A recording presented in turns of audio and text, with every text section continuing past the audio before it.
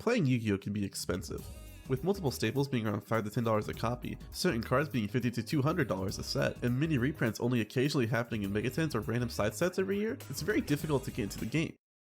But what about budget players? The poor souls that only have so much money every week to put into the game, can they even compete? I think so, and I want to show you how you can too. Showcasing multiple deck lists I've made up from $30 to $150, I aim to show you how you can improve any deck over time and make it competitively viable. This is Budget Breakdown.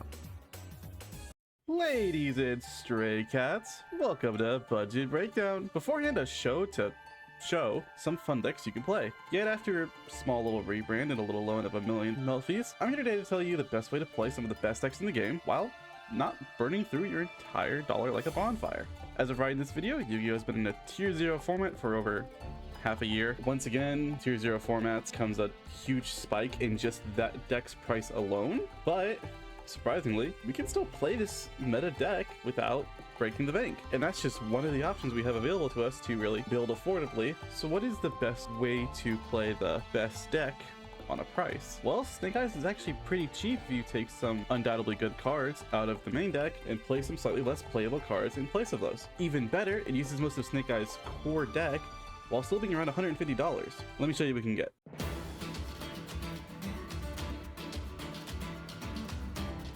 Here's the list. First of all, playing the Fire King variants assists us with staying under our budget. It also provides us with a little extra engine to help us move our pieces around the board much more safely and having more interaction during our opponent's turn, mostly with Kieran and Arvada. Additionally, if the opponent interrupts Ponix, we can use Original Simple Spoils to special summon another extender, such as Oak or Ash, allowing you to continue playing even if your opponent stops you with 2 to 3 non-engines from their hand. You may have also noticed we're not playing the Diabellstar package, and that's because that package is $200. And for what?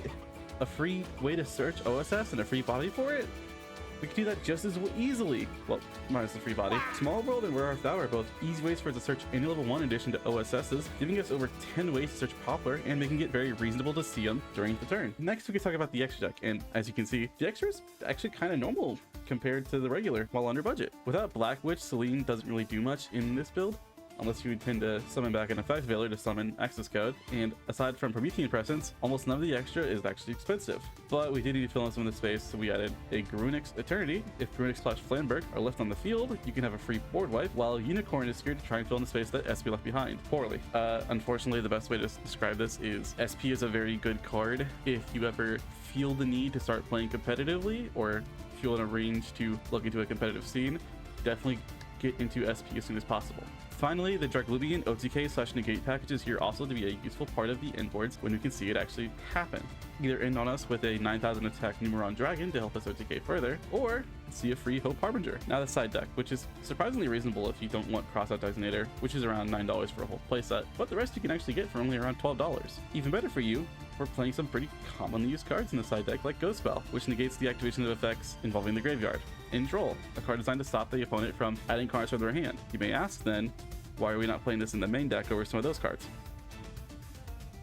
We also have Heartbeat's Feather Duster and Cosmic Cyclone, both here as spell and trap interaction after Ghost Ogre in the main, giving plenty of ways to deal with cards hidden away back there. And finally, Skill Drain. If you want to be competitive, you are going to have to take the sad choice of playing some form of Floodgate. Skill Drain, for instance, negates the effects of all face-up monsters on the field, but for this deck, Skill Drain doesn't really affect it as much because a good amount of your effects can come from hand or grave, leaving you just with the last thing on field having to be just big name bodies. Of course, if you ever really are stuck with a bunch of level 1s, Field Spell, Temple of Snake Eyes, is a good way to make these level 1s actually competently good. They can end on pretty big numbers with them raising their attacks by 1100 thanks to Temple. Finally, Flamberge, Grunix, and Kieran are going to be like your big names while playing under Skill Drain, but they're also like a little bit special in their own way. Kieran being a pop and grave, Grunix specialing itself from your hand when a thing is popped, and Flamberge just being Flamberge. You'll see all of them throughout your turn. Okay, let's cut quickly into what the pricing situation will be like with the cards.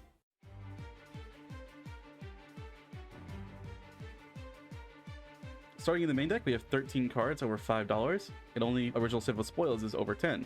Next, we have Poplar at 7, Flamberge at 6, and then Imperm, Ash, and Subversion are just $5 or less. Sadly, you do need to start with buying the expensive side of the main deck to actually play it, but after you get through that, Imperm and Ash Blossom have every type of rarity available to them, from common to quarter century secret rare, but you can also play any non-engine that you feel like. Board breaker cards like Darkhold, Herald of the Abyss, or Alpha the Master of Beasts, all of which you can find in the structure deck, are very good. Subversion is the last card you can look at, but if you feel like you want another card in the slot, you can fully take this one out and fill it with anything that you'd like. Personally, Darkhold is like the best option if you feel like it, for being only around 20 cents, but overall, these cards will cost you around $80 just this batch of cards alone, but can be brought down further with cards from the structure decks, aside from the Snake Eyes, obviously. The extra deck, on the other hand, is a lot less cards in the main deck, but has the most expensive card in the whole deck here, and that's sadly Promethean and Princess. Princess is very useful and doesn't have anything that really does the same thing as she does in this situation, especially for this deck. And even worse, she's not only the pricey card of the deck, but she is also kind of required.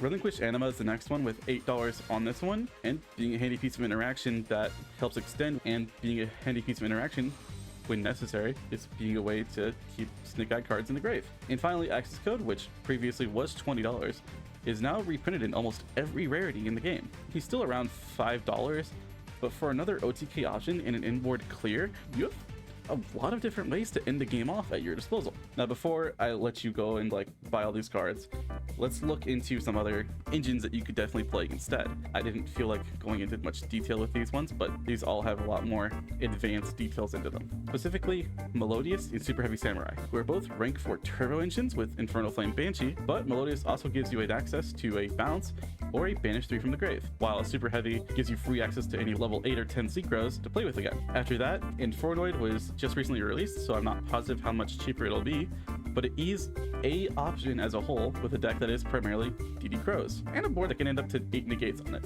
Finally, there's Volcanic. If you didn't know, this deck blows people up whenever it looks at them funny, and it uses Snake Eyes as a way to get back into the game if the FTK is ever stopped, still being able to end on relatively the same common board that you already know of. But hey, that's all you need to know if you wanted to play Snake Eyes on a budget. Obviously, I don't know everything about pricing and like budgeteering, so if you have a way to make the deck even cheaper in the comments, please tell us. We can definitely look further into it. Aside from stealing it, I know you fiends are out there. Go play YuGiOh. That wraps up my yapping for the day. See y'all next time.